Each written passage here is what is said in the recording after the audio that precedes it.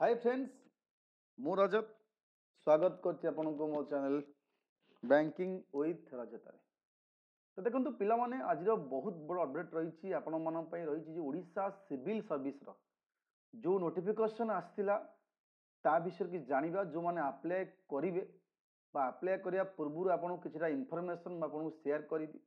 आपण पई निश्चिंत एटा आवश्यक रहिबो। जानिया पूर्व जहाँ जहाँ रही इलिजिबिलिटी क्राइटेरिया एज वगैरह अटेम्प्ट वगैरह सिलेबस उपर हो आपणकर जोन विषय कौ जोन पाई कौन सिलेक्शन करेंगे ये सब किसी वीडियो फास्ट टू लास्ट देखते सबकि बुझीपारे। और जो मैंने चैनल नुआ अच्छा चैनल को सब्सक्राइब करनी बेल आइकन क्लिक करूँ जहाद्वारा सर्वप्रथम आपण अपडेट आसो। फास्ट ऑफ ऑल पिला माने जीवा देखिबा आपणकर जो रही पोस्ट पिला माने आपण समस्त पाखे नोटिफिकेशन थिबो आ विषय मु एक्स्ट्रा टाइम आउ खर्च करी बा वेस्ट करी भी नहीं। 200 पोस्ट बाहरी ता भितरु पिला माने वोमेन केते वोमेन होउची 65 बाकी सब रहिला आपणकर तो सेठी म आपन टाइम वेस्ट करिबिनी पोस्ट केते कोन बाहरची जोटा इम्पोर्टेंट टॉपिक आपन को जानिए को अच्छी से सब विषय में आपन कहबी। फास्ट ऑफ पिला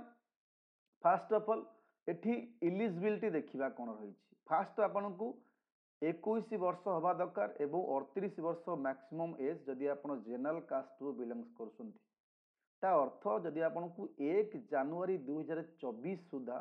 आपन को 21 रु 38 वर्ष भितरे हवा दरकार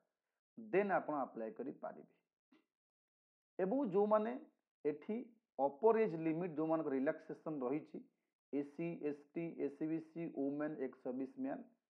ये पाखापाखि रही 5 वर्ष और एक सर्विस मैन रही आपको 10 वर्ष। ता सहित आउ जिनस पे जाना दरकार एज खाली जानदेले हेनी एजुकेशनल क्वालिफिकेशन विषय आपको निहाती जाना दरकार जोटा कि रही आपंकर एनी ग्रेजुएट सपोज गोटे पिला ये बीटेक करी बी करी बीकॉम करी आर्ट्स करी साइंस करी सी अप्लाई करि पारिबो केवल आर्ट्स साइंस कॉमर्स नुह any degree holder bachelor degree holder से मैंने अप्लाई करी इवन मेडिकल अप्लाई करि पारिबे। अदर इलिजिबिलिटी क्राइटेरिया पिला माने कोन रही ना फास्ट ऑफ ऑल आपन को एठी रही ओडिया लेखि पारुथिबे बुझी पारुथिबे एवं पढ़ी पारुथिबे दरकार। ओडिया लेखिबा बुझिबा पढ़िबा आपन पय निहाती आवश्यक ता अर्थ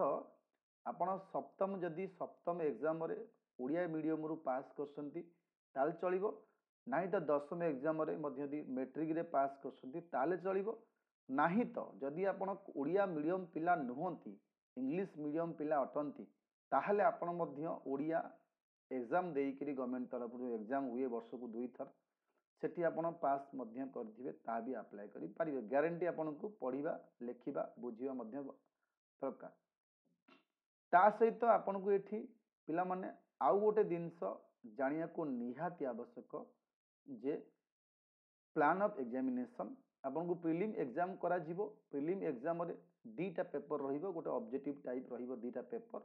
गोटे क्वालिफाइंग रहिबो आ गोटे काउंटिंग करा जिवो जीएस 1 रहिबो काउंटिंग रे जीएस 2 रहिबो आपनकर क्वालिफाइंग नेचर। प्रीलिम एग्जाम पर आपन को एठी रहिबो पिला माने कोन ना मेन एग्जाम करा जिवो एटा कि रहिबो आपन को basically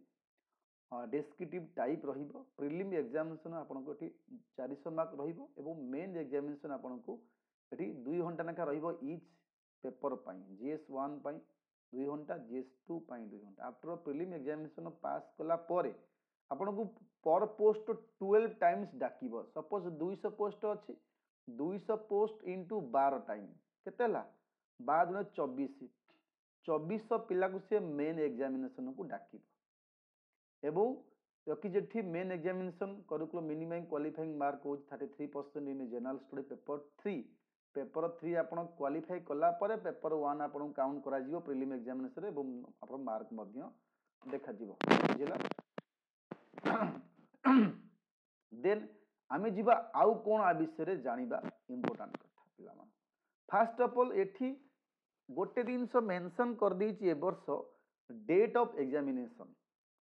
sorry month date no month लिखि दी जुलाई मास रे आपण को प्रीलिम एग्जाम होबो टेंटाटिवली जुलाई मास रे होबो ओसीएस 2024-25 रो प्रीलिम एग्जामिनेशन करिवो जुलाई मास रे आउ गोटे जोन विषय क्लारिफाई कर देइछि